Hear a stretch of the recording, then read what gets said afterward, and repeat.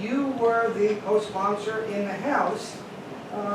What kind of reaction did you get from your colleagues? We saw some news that made national news regarding the Senate hearing.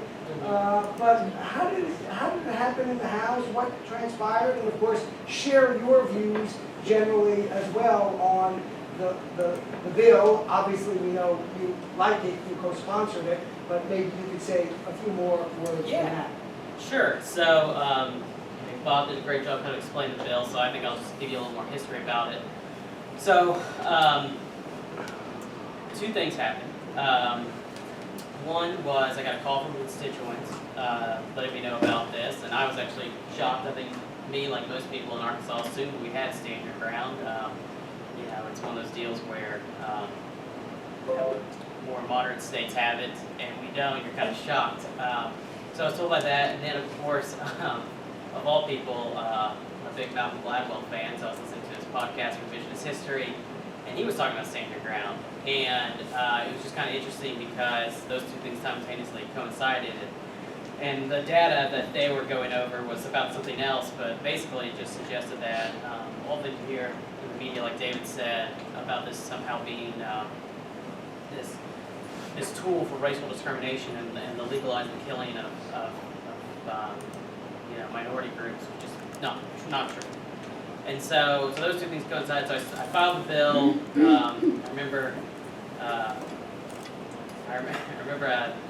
my wife was quite dismayed at me because like the next day she woke up and I was on the front page of Arkansas Times. That's never good. Welcome to the club. Yeah, I know.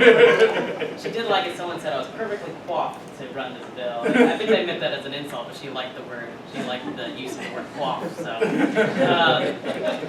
but so the reason, so we ran it, and of course we got a lot of pushback, and we were ready to go. And then the night before, I got a lot of calls from a lot of nervous legislators in the Judiciary Committee about certain problems that we had. Nothing that I thought was substantial. I think they just knew it was going to be a hard, very public vote. The Moms Man Act were going to be there. The Bloomberg group was going to be there. Every town is what we call it.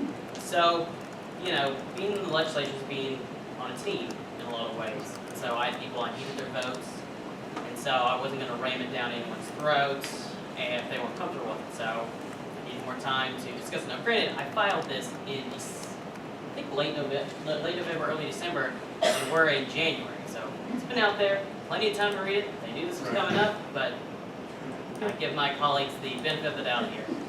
So I held it back, and then what I found when we did that was there were people who were against my bill who were doing everything they could to keep me from writing it. And as I counted my votes, I realized I didn't have the votes to get it through the committee, or I wasn't sure of my votes.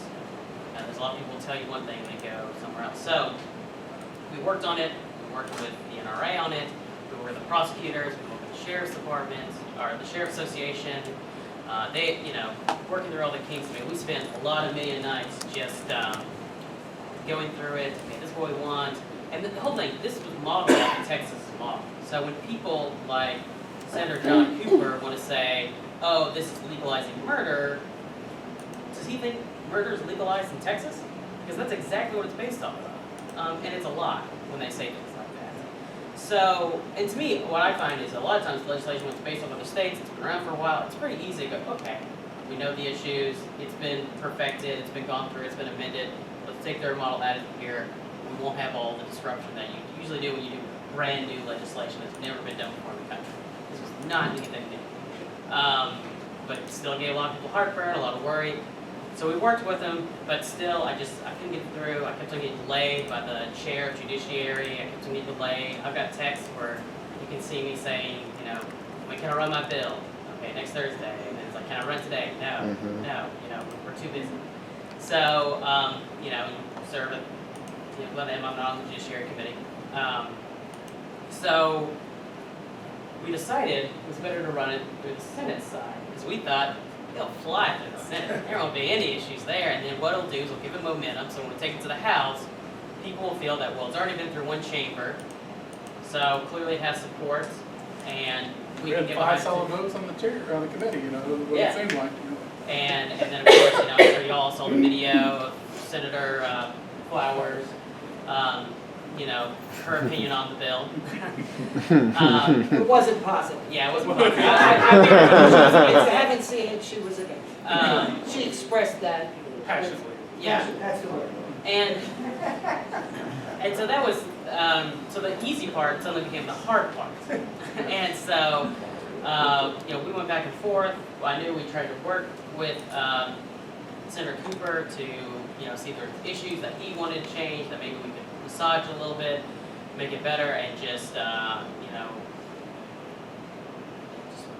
couldn't work. There was no budget. And so then we tried to run on the House end, just thought, you know what, let's go for it. We're going to run, I think my version, which was gave the prosecutors every single thing they asked for. We're going to run that one, and then just was never allowed to run it. We ran out of time during the end of session. Because granted, when you're in session, you've got a ton of other bills you're working on. So this wasn't the only issue I was doing. I was working on a casino bill, I was working on a birth control bill, I was working on, things that are not controversial at all. And so we just, I'll be honest, I failed to get it passed.